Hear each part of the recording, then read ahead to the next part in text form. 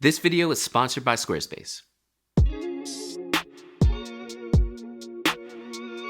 So we're just a couple of days away from the official release date of the GFX 100S. Let me know in the comments below if you ordered one for yourself. I could not be more excited about this camera, but what I want to talk to you all today are some of the accessories that you need to buy to go along with your new GFX 100S. Keep in mind, a whole bunch of us are moving over to medium format for the first time ever, and after using the GFX 100, I can tell you there's some things that you absolutely need to buy. So let's talk about a couple accessories that you must have with your new GFX 100S. Starting out with the obvious, some additional batteries. So the GFX 100S is using a new battery type, which is actually the same as the X-T4. You can go ahead and purchase these even before getting your GFX 100S, because again, they're the exact same as the X-T4.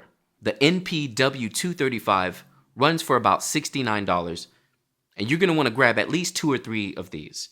If you're like myself, shooting events, you can never have enough batteries. I currently have 4 myself and 1 extra one that's currently inside of my X-T4. Then there should be also the one that's coming with the GFX 100S, so I got batteries for days. Next up, if you're working with as many batteries as I am, you're gonna need a dual charger. Fujifilm sells a really awesome dual charger that work with the batteries for the X-T4 and the GFX 100S. You can plop 2 batteries in here at a time, and it gives you a nice little readout about how charged they are. The BCW235 will charge 2 of the NP235 batteries at the same time. And this charger only runs $69.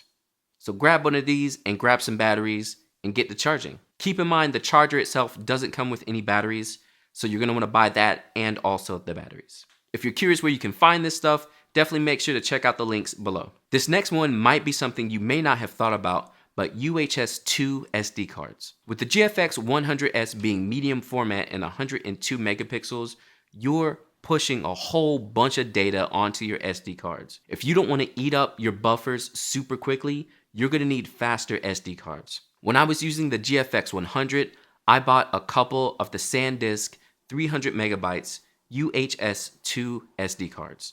And personally, go ahead and just get the 128 gig cards because you're gonna need the space. Now keep in mind, everyone's always complaining about how large 102 megapixel files are gonna be.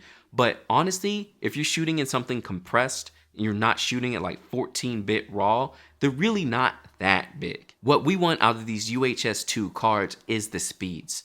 300 megabits a second is really gonna keep you off the buffers as long as you can go. The 128 gig cards start around $200, which I know is a bit pricey, but you're gonna need the speed. So buy at least 2 so you can dual slot inside of your GFX 100S and have a backup. I currently own 2. I plan on buying 2 more just to have as many SD cards as possible. And honestly, I might be buying 2 GFX 100Ss.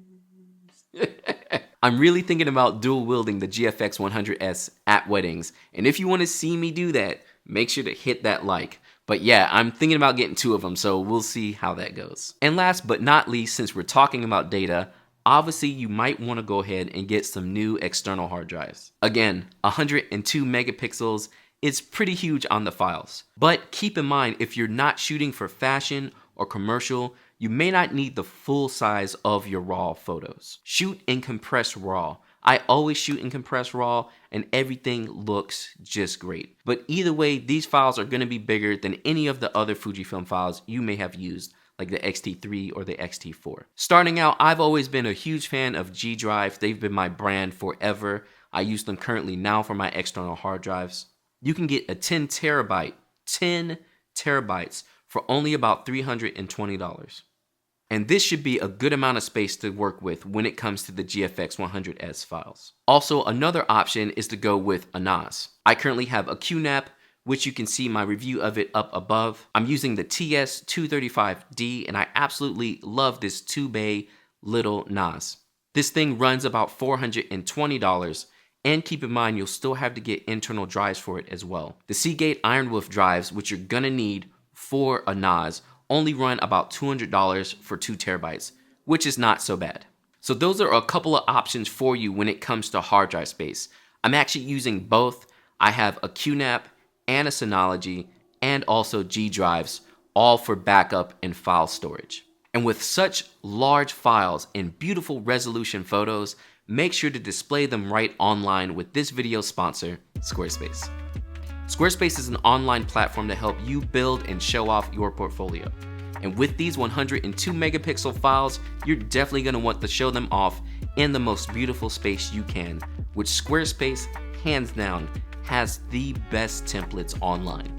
They make it super easy to be able to load your photos in and show them off to the whole world. On top of their templates, they have analytics, commerce, and hands down some of the best customer service you've ever had. I've been using Squarespace myself for 6 years now, basically the whole entirety of my business, and it has been amazing for my business and showing off my portfolio.